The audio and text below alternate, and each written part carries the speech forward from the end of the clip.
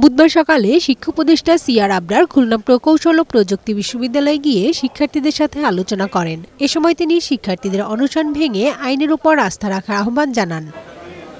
অসুস্থ শিক্ষার্থীদের দ্রুত চিকিৎসা কেন্দ্রে নিয়ে যাওয়ার নির্দেশ দেন শিক্ষা উপদেষ্টা। পরে শিক্ষক প্রতিনিধিদের সাথেও শিক্ষা উপদেষ্টা কথা বলেন। তদন্ত কমিটি প্রতিবেদন জমা দিলে সেই অনুযায়ী জড়িতদের বিচারের আওতায় আনা হবে বলেও জানান তিনি।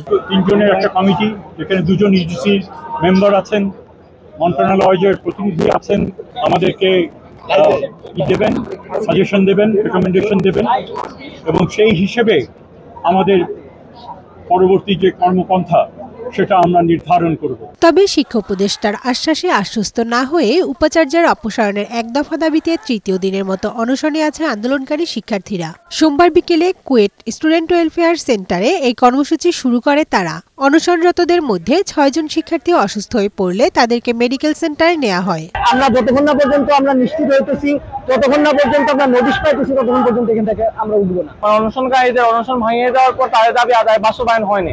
তো আমরা যত সময় পর্যন্ত আমাদের দাবি বাস্তবায়ন না দেখবো ততক্ষণ পর্যন্ত আমরা এখান থেকে উঠবো না। এদিকে কুয়েট শিক্ষার্থীদের সঙ্গে সংহতি জানিয়ে রাজশাহী প্রকৌশল বিশ্ববিদ্যালয়, রাজশাহী বিশ্ববিদ্যালয় সহ দেশের বিভিন্ন শিক্ষা প্রতিষ্ঠানে ক্লাস ও পরীক্ষা বর্জন করেছে সাধারণ শিক্ষার্থীরা। সেই সাথে প্রতীকী অনশন ও অবস্থান কর্মসূচি পালন করছে তারা। কর্তৃপক্ষের আশ্বাসে অনির্দিষ্টকালের শাটডাউন কর্মসূচি প্রত্যাহার করেছে সুনামগঞ্জ মেডিকেল কলেজের শিক্ষার্থীরা। সকালে আন্দোলন কর্মসূচি প্রত্যাহার করে কলেজে প্রবেশ করে তারা। কানিজ নুসরাত, বৈশাখী সংবাদ।